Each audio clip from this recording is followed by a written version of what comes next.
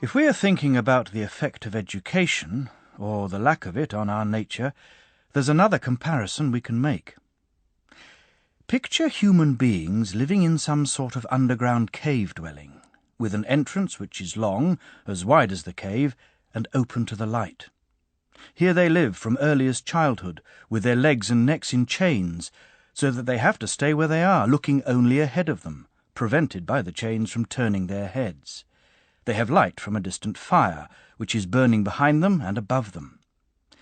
Between the fire and the prisoners, at a higher level than them, is a path, along which you must picture a low wall that has been built, like the screen which hides people when they're giving a puppet show, and above which they make the puppets appear. "Yes, I can picture all that," he said. "Picture also, along the length of the wall, people carrying all sorts of manufactured objects which project above it, statues of people, animals made of stone and wood, and all kinds of materials. As you'd expect, some of the people carrying the objects are speaking while others are silent. A strange picture, and strange prisoners. No more strange than us," I said. "Do you think, for a start, that prisoners of that sort have ever seen anything more of themselves and of one another than the shadows cast by the fire on the wall of the cave in front of them? How could they, if they'd been prevented from moving their heads all their lives? What about the objects which are being carried? Wouldn't they see only shadows of these also?" "Yes, of course. So, if they were able to talk to one another, don't you think they'd believe that the things they were giving names to were the things they could see passing?" "Yes, they'd be bound to." "What if the prison had an echo from the wall in front of them? Every time one of the people passing by spoke, do you suppose they'd believe the source of the sound to be anything other than the passing shadow?" "No, that's exactly what they would think."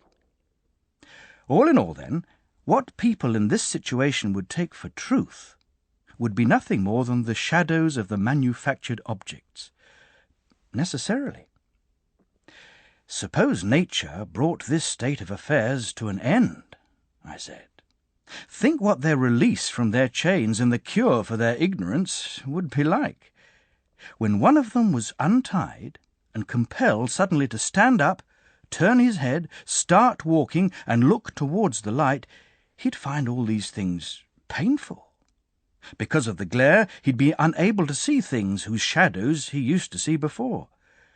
What do you suppose he'd say if he was told that what he used to see before was of no importance, whereas now his eyesight was better, since he was closer to what is, and looking at things which more truly are? Suppose further that each of the passing objects was pointed out to him, and that he was asked what it was and compelled to answer. Don't you think he'd be confused? Wouldn't he believe the things he saw before to be more true than what was being pointed out to him now?" "Yes, he would. Much more true." "If he was forced to look at the light itself, wouldn't it hurt his eyes?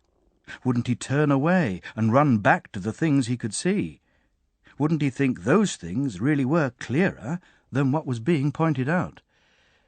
"Yes," he said. "And if he was dragged out of there by force, up the steep and difficult path, with no pause until he'd been dragged right into the sunlight, wouldn't he find this dragging painful? Wouldn't he resent it?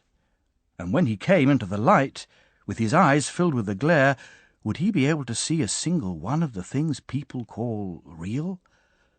No, he wouldn't. Not at first. He'd need to acclimatize himself, I imagine, if he were going to see things up there. To start with, he'd find shadows the easiest things to look at. After that, reflections of people and other things in water. The things themselves would come later, and from those he would move on to the heavenly bodies and the heavens themselves. He'd find it easier to look at the light of the stars and the moon by night than look at the sun and the light of the sun by day. Of course. The last thing he'd be able to look at, presumably, would be the sun. Not its image in water or some location that is not its own, but the sun itself.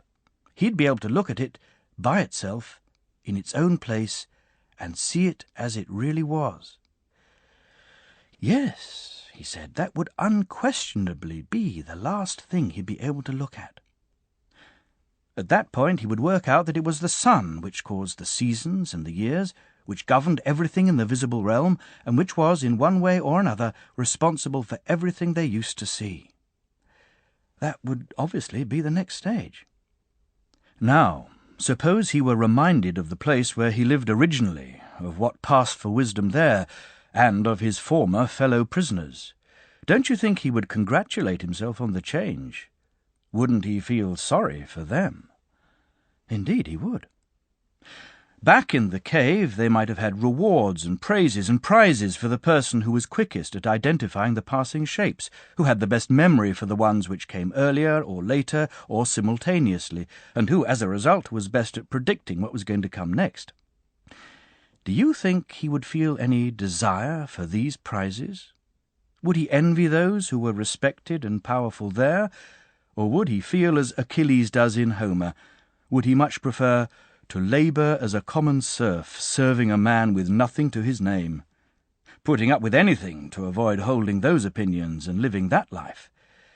Yes, he said, if you ask me, he'd be prepared to put up with anything to avoid that way of life. There's another question I'd like to ask you, I said. Suppose someone like that came back down into the cave and took up his old seat. Wouldn't he find, coming straight in from the sunlight, that his eyes were swamped by the darkness? I'm sure he would. And suppose he had to go back to distinguishing the shadows in competition with those who had never stopped being prisoners. Before his eyes had grown accustomed to the dark, while he still couldn't see properly, and this period of acclimatization would be anything but short, wouldn't he be a laughing-stock? Wouldn't it be said of him that he'd come back from his journey to the upper world with his eyesight destroyed, and that it wasn't worth even trying to go up there?